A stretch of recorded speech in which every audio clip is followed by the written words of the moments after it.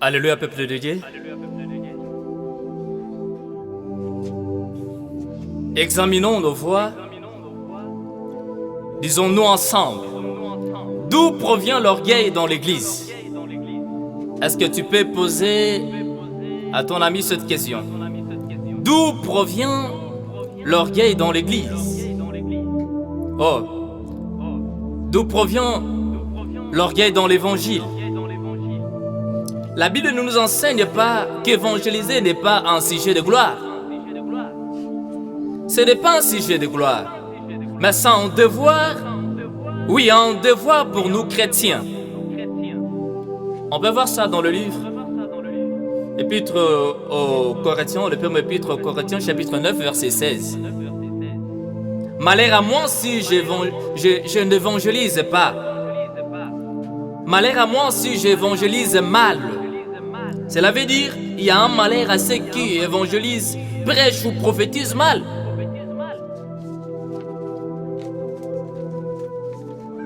Pourquoi?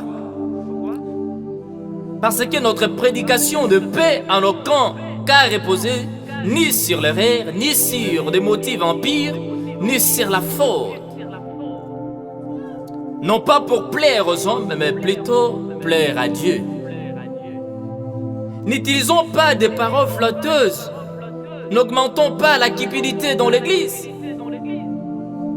1 Thessaloniciens, chapitre 2, verset 3 à 7, c'est bien déclaré. Nous ne pouvons pas chercher la gloire qui vient des hommes, mais celle qui vient de Dieu. Ne dis pas, cher apôtre, ne dis pas, cher pasteur, ni cher prophète, cher évangéliste, cher docteur. Ne dis pas, toi, servante ou serviteur de Dieu, que tu es supérieur à tous les hommes. Non, tu es un serviteur. Tu es le serviteur de leur Père. Tu es un serveur de pain. C'est toi qui sers le pain. C'est toi qui sers la nourriture. Voilà ton rôle dans l'Église. Tu es eunuque. Tu es la sentinelle. Pourquoi cherches-tu ta ruine? Ne sais-tu pas que l'orgueil précède la ruine, mais l'humilité précède la gloire? Imitons Christ, notre Sauveur, notre Seigneur, les chemins de la vérité. Matthieu chapitre 10, verset 27. Ce qui vous est dit à l'oreille, prêchez-les, publiez-les à haute voix sur les toits.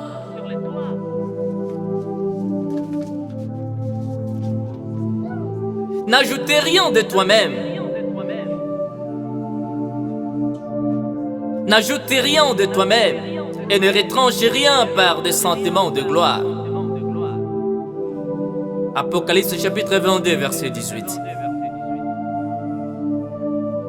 Présentons Jésus. Présentons l'époux. Présentons l'agneau. On peut voir ça dans Matthieu chapitre 25, verset 6.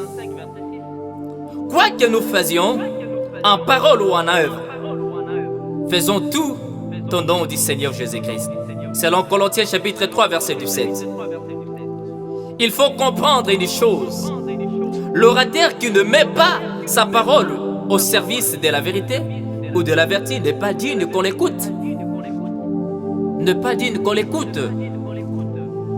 Alors, Église de Dieu, choisissez un pasteur ou un berger dont l'âme est haute et à qui vous pouvez vous confier. Un bon berger, un grand berger. Car le mentionne, confiez-vous à Dieu, vous allez vous affermir. Mais à ce serviteur, vous allez réussir. Votre réussite dépend de la confiance que vous faites à l'homme de Dieu, au berger. Et surtout, si celui-ci est vraiment en intimité avec Dieu. Choisissez l'honneur préférablement aux honneurs. Il faut aimer Dieu préférablement à toutes choses. Faites cela, ça sera super. C'est un conseil. C'est un conseil. Le pasteur Sam me donne un conseil. Il faut nécessairement obéir à cela. Il faut nécessairement comprendre cela. Que l'Éternel tienne à obéir. Est-ce qu'on peut encore acclamer l'Éternel? On peut encore acclamer l'Éternel parce que l'amour, il est notre roi, c'est lui le rocher. Je l'appelle le Dieu d'Alliance, le Dieu d'Alexandre et d'Inabal.